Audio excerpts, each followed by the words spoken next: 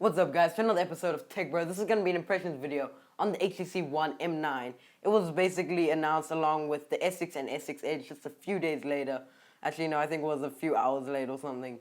But it's basically the new phone from HTC, which the M8 was very successful. And it seems as if they didn't change too much around with this phone. They basically just fixed what was broken. And I think they stuck to the motto, which was, if it's not broke, don't fix it. So, very, very nice phone. Let's go through the specs real quick. I have the iPad here just to check through and everything. So it has a more brushed metal back at the look. That was terrible English right there. It has a more brushed metal back, as the last phone had more of a, blurred out looking metal, although this one has more of a brushed look, which is very nice. Although, like the last M8s, it was very slippery in the hand and you could drop your phone. Hopefully it isn't as slippery, although due to the metal, there's like 100% chance basically that it is going to be as slippery.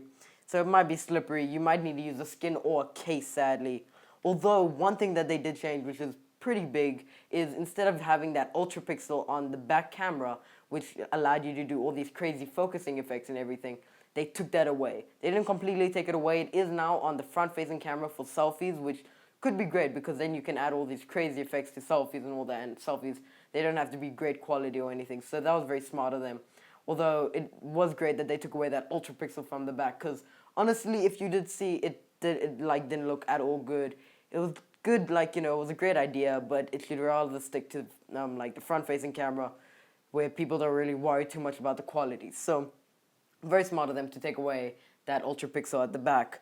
But there is expandable storage with this one, unlike the S6 or the S6 Edge. They have the expandable storage like the last phone, which is smart because they didn't take away that feature, because many people would be really angry if they took away the top best Android phones and now there's no expandable storage. So they do still have expandable storage. So yeah. There is 1080p display, not 4K. I'm assuming the next year the 4K display is going to drop, but 1080p, really, it's still great. It has a 441 ppi for the screen anyway, so it looks very great. It probably looks the exact same as the iPhone 6 Plus, so very, very good display still. Don't need to worry about 4K, and plus 4K does add a lot of lag because it's more processing, so 1080p, more than good enough, although not as great as the S6. Now, for the processing, they're using Snapdragon 810, and they're using 3 gigabytes of RAM. Snapdragon 810 looks really, really great, although 3 gigabytes of RAM, that's pretty normal seeing in the new phones these days, so not anything crazy there. It's running Android Lollipop, normal. And for the speakers, they have boom sound with Dolby Digital this time. And if you heard the last phone from the M8, the boom sound, it was perfect. There was no phone that competed with that sort of sound quality. So they have the boom sound again, of course, since it was so successful. So if you guys want to jam out to some music or something, definitely get the M9 because it has a great sounding speaker.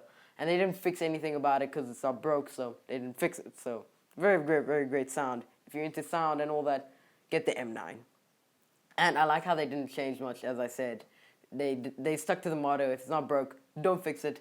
I love how HTC does their phones. They're not like Apple or Samsung where they try and change things around and all that. They keep it minimalistic of how they change their phones, which is very nice. And it will release on March 31st in a new pink version as well. So that's really, really great. Go and check out that phone. In my opinion, one of the best phones that will be releasing this year. So definitely, if you had to choose between a lot of the phones, I would recommend M9 because it is one of those very, very nice premium feeling phones. Probably the best one that's going to come out this year. So if you guys enjoyed this video, please comment, rate, and subscribe. And until next time, in the next video, we'll see you then.